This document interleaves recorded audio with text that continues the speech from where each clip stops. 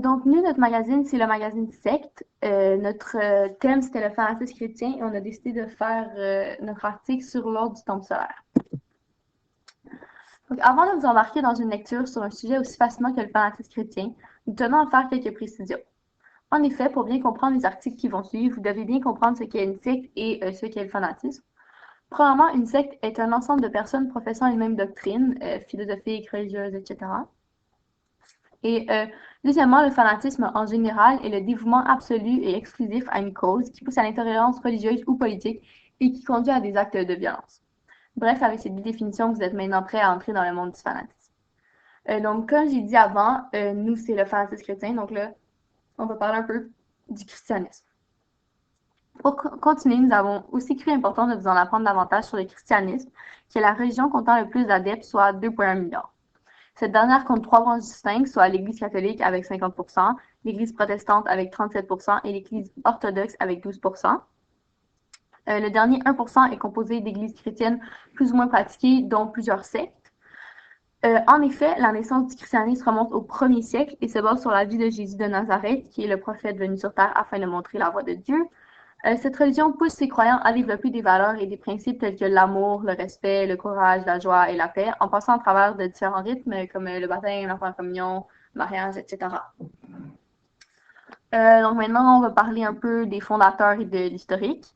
Donc, l'histoire de l'Ordre du Temple solaire débute en 1984 lorsque Luc Jouret, Joseph Dumambro et Michel Tabachnik vont unir leurs ordres afin de créer l'OTS, qu'on va dire qui est un ordre néo-nazi. Par contre, avant de continuer sur cette histoire, nous avons cru important de vous renseigner sur les trois fondateurs de l'OTS. Donc, premier fondateur, c'est Luc Jouret, donc, qui est probablement le plus connu des trois, mais surtout le plus controversé. En effet, M. Jouret était un médecin belge se spécialisant dans l'homéopathie et ayant un drôle de penchant pour les médecines alternatives comme des guérisons par des Philippins ou des thérapies macrobiotiques et iridiologiques. Pour finir, Luc Jouret est mort lors de l'un des suicides collectifs qui effectuait l'OTS. Ensuite, pour continuer, on a Joseph Dimambrio, qui lui est un bijoutier d'expérience ayant fait un certain temps en prison pour escroquerie. Dimambro se mit très tôt à pratiquer le spiritualisme. Depuis, il acquiert même la conviction qu'il détient certains pouvoirs surnaturels. Puis pour finir, on a Michel Tabachnik, qui était un grand chef d'orchestre et grand compositeur reconnu à travers le monde. Puis suite au massacre de l'Ordre du Temple solaire, il va être le seul gourou à pouvoir être jugé. Donc maintenant, on va continuer un peu avec l'historique. Donc, en 1977, les chemins de Dimambro et de Tabachnik vont se croiser. Tous les deux sont des grands adeptes de spiritualisme, puis ensemble, ils vont former le groupe Golden Way, dont Tabachnik va être le président en 1981. De son côté, Luc Jouret rejoint à son tour un autre regroupement. Puis en 1983, il va devenir à son tour chef d'un ordre. Par contre, sa nomination va créer plusieurs querelles et va le pousser à créer son propre ordre chevaleresque qui s'appelle la tradition solaire. Puis finalement, vers la fin des années 70, Jouret va enfin rencontrer Dimambro et Tabachnik. Donc en 1984, en Suisse, à Genève précisément, ils vont se rencontrer, puis il va devenir très populaire en Suisse, en France et au Québec. Dans cette secte, Dimambro, lui, était en charge des finances et Tabachnik, lui, était en charge des écrits. C'est lui qui va aussi avoir écrit les archers. C'est les livres qui vont comprendre les différentes règles et les différentes politiques de la secte. Pour finir, Jouret était en charge des conférences, des relations publiques et des recrutements. Un petit fait à propos de l'ordre, c'est que l'ordre que Jouret avait rejoint dès le début compte à ce jour plus de 250 000 adeptes. Maintenant, je vais vous parler des croyances de l'ordre, donc les croyances politiques. Comme toute secte, il est très important d'avoir de solides préceptes sur lesquels s'appuyer afin d'avoir une quelconque influence sur ses membres. Les gourous de cette secte basent tous les enseignements à partir des archers, le livre de savoir destiné aux plus hautes sphères de l'ordre que je viens de vous parler. Dès lors, l'organisation se regroupe autour de trois principes fondamentaux. Donc, le premier, reconnaître et rassembler une élite spirituelle afin de la préparer à participer à des travaux dont le but est de perpétuer la conscience et la vie dans le temps et l'espace. Tout cela n'est possible qu'en s'investissant dans les hautes sciences de l'ordre. Ensuite, la deuxième, c'est prendre une part prépondérante et active à l'édification des centres de vie de l'ordre. Et pour finir, c'est former à travers le monde une chaîne de fraternité véritable au service des forces positives et du temple unifié, le tout étant constitué par l'ordre. Une secte de miracle. Dès sa création, l'ordre attire et influence beaucoup de gens qui intègrent rapidement les croyances de l'ordre. Afin de garder le contrôle sur les disciples, ces derniers n'ont pas l'autorisation de critiquer ce que leurs supérieurs leur disent. De plus, les gourous demandent une obéissance et de croire tout ce qu'on leur dit. Dans cet ordre, la hiérarchie est très importante. Afin de garder leur influence, les dirigeants de l'ordre du temple ne font pas de discours, mais aussi des cérémonies durant lesquelles des miracles se produisent. Donc, ils vont utiliser des effets spéciaux et les fondateurs et des maîtres de cérémonie vont matérialiser toutes sortes de choses. On rapporte notamment l'apparition du Saint Graal, les apôtres et même le Christ lui-même. Cela n'a fait que renforcer les convictions des adeptes. De plus, un autre enseignement donné aux adeptes est celui qu'ils assisteront à la naissance d'un enfant cosmique qui, tout comme Jésus, naîtra d'une mère dite vierge. Selon certains, Dimambro martyrisait un garçonnet car il disait être l'antichrist. Donc maintenant, je vais vous parler un peu de l'événement principal qui est les 3 massacres. Donc, l'ordre du Temple solaire est connu à travers le monde pour ces 3 massacres. En effet, en moins de 4 ans, cette secte a fait 74 victimes. Juste un peu avant le premier massacre, 5 personnes ont été retrouvées mortes dans la région de Morin Heights. 3 des 5 avaient été poignardés, tandis que les 2 autres, qui étaient les personnes responsables de la mort des 3 trouvés précédents, s'étaient suicidés. Ensuite, c'est le 5 octobre 1994, ensuite, que le premier massacre a eu lieu.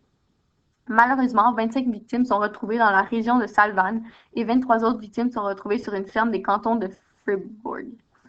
Parmi eux, on retrouve Luc Jouret et Joseph Dimambro, 2 des 3 dirigeants de la secte que je vous ai présenté plus tôt. Cet événement est classé comme un suicide collectif, mais des questionnements vont être soulevés quand le juge André Pilier va donner l'ordre de détruire les lieux des meurtres ou des suicides collectifs. Pour continuer, pendant la nuit du 15 au 16 décembre 1995, 16 nouvelles victimes, dont 3 enfants, sont découvertes brûlées dans une clairière du plateau de Vercors, en France.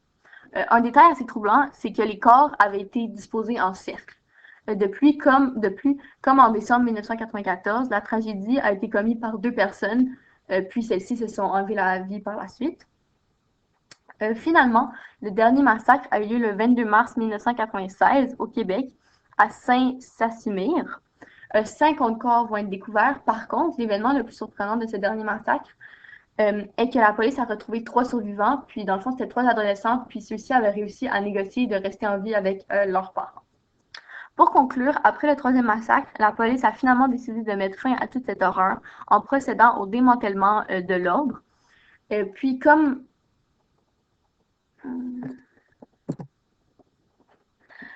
état actuel de la secte. Donc, suite aux 3 massacres, les policiers démantèlèrent l'ordre avant que d'autres meurtres puissent être commis.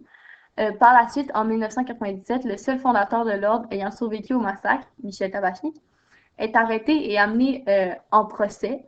Ce dernier explique qu'il fait partie de ceux s'étant fait endoctriner et qu'il n'est pas responsable des massacres. Puis en 2001, le tribunal l'acquitte au bénéfice du doute. Par contre, la justice française n'est pas convaincue de son innocence et va porter la cause en appel puisque selon eux, Tabachnik est responsable car il est l'homme ayant fait les écrits sacrés.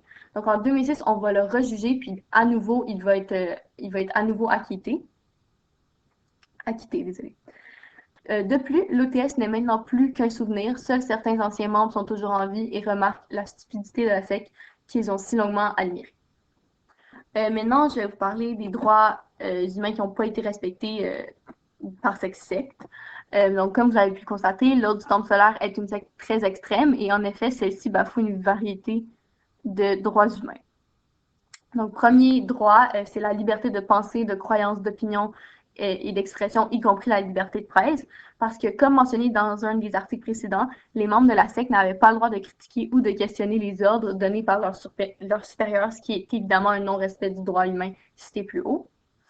Puis finalement, tout être humain a le droit à la vie ainsi qu'à la sûreté, à l'intégrité et à la liberté de sa personne. Donc, malheureusement, le droit à la vie est le droit qui a été le plus bafoué. En effet, comme vous avez pu le constater, les suicides collectifs ou meurtres collectifs, dépendamment de votre point de vue sur la situation, sont clairement une violation des droits humains, des pauvres, des droits humains des pauvres membres qui ont été embarqués dans cette éthique malsaine et qui ont malheureusement perdu la vie dans le processus. Maintenant, on va un peu comparer l'ordre du temple solaire au christianisme. Donc, une des ressemblances entre l'OTS et le christianisme est qu'ils croient tous deux à une vie spirituelle après la mort. Ensuite, une des valeurs fondamentales du christianisme est la paix entre les hommes. Par contre, l'OTS a posé des actes qui sont totalement à l'inverse de cette idéologie, comme vous avez pu voir un peu plus tôt. Une autre valeur qui est très importante pour le christianisme est la vérité. Malheureusement, les dirigeants de l'OTS mentaient et faisaient des mises en scène pour renforcer la confiance de leurs membres. Une autre ressemblance entre le christianisme et l'OTS est que tous deux vénèrent le Saint Graal, les apôtres et le Christ. Puis pour finir, dans les deux groupes, on retrouve la présence d'un enfant conçu selon eux sans relation sexuelle. Maintenant, je vais vous parler d'un principe fondamental. Donc, le christianisme et l'ordre du temple solaire possèdent un principe fondamental qui se ressemble, mais qui est en même temps très différent. Donc, en effet, un des trois principes fondamentaux de l'OTS est, comme on l'a mentionné plus tôt, former à travers le monde une chaîne de fraternité véritable au service des forces positives et du temple unifié, le tout étant constitué par l'ordre. Puis le christianisme, lui, prône beaucoup la fraternité aussi. Par contre, il y a une grande différence de la manière dont chacun d'eux utilise la fraternité. Donc, dans l'OTS, les fondateurs utilisent la fraternité pour gagner du pouvoir et créer un empire, puis encouragent cette valeur seulement pour avoir plus de membres à leur service, tandis qu'au contraire, le christianisme, lui, prône la fraternité pour favoriser l'entraide et la charité envers les pauvres et les malades.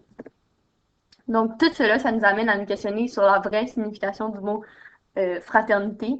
Donc, selon vous, quelle est la définition du mot fraternité? Ça, c'est la bibliographie. On ne voit pas, genre, tous les liens, là, mais ils sont là. Okay.